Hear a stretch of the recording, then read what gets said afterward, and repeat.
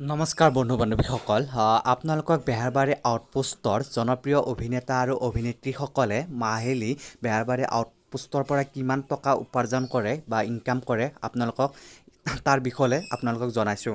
গতিকে বন্ধু বান্ধৱীসকল আপোনালোকক জবা, হাসনা খানা, ৰিচা ছেট্টি, তৰামা, বিউটি বাইলুং আৰু সুস্মিতা, মণিবৌ, নিশিতা, প্ৰীতম ছাৰ, কে ছাৰ, মোহন, ৰিমজিম, সপোন ছাৰ, ডম্বৰু, বীৰ বিক্ৰম আৰু কুমকুমৰ মাহিলী কিমান টকা উপাৰ্জন কৰে বেহাৰবাৰী আউটপোষ্টৰ পৰা আপোনালোকক জনাইছোঁ।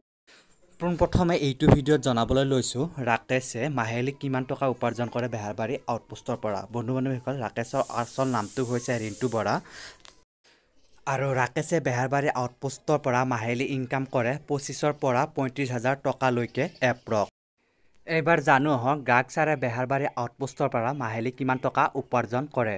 বন্ধু বান্ধৱীসকল, গায়ক ছাৰৰ আচল নামটো হৈছে অংশুমান ভূঞা। তেওঁ মাহিলী বেহাৰবাৰী আউটপোষ্টৰ পৰা ইনকাম কৰে 25,000 পৰা 30,000 টকালৈকে এপ্ৰক্স। এইবাৰ জানো আহক বেহাৰবাৰী আউটপোষ্টৰ পৰা মাহিলী কিমান টকা উপাৰ্জন কৰে কমলে। বন্ধু বান্ধৱীসকল, কমল হৈছে পুৰণা অভিনেতা আৰু তেওঁৰ মাহিলী ইনকাম বেহাৰবাৰী আউটপোষ্টৰ পৰা মাহিলী ইনকাম কৰে তেওঁ 25,000 পৰা 30,000 টকা এপ্ৰক্স। বন্ধু বান্ধৱীসকল, কমলৰ আচল নামটো হৈছে কমল ঠাকুৰীয়া। বন্ধু বান্ধৱীসকল, এইবাৰ জানো আহক বেহাৰবাৰী আউটপোষ্টৰ পৰা মুকুতা দাদাই কিমান টকা মাহিলী ইনকাম কৰে। বন্ধু বান্ধৱীসকল, মুকুতা দাদাৰ আচল নামটো হৈছে আশ্বিন ডেকা।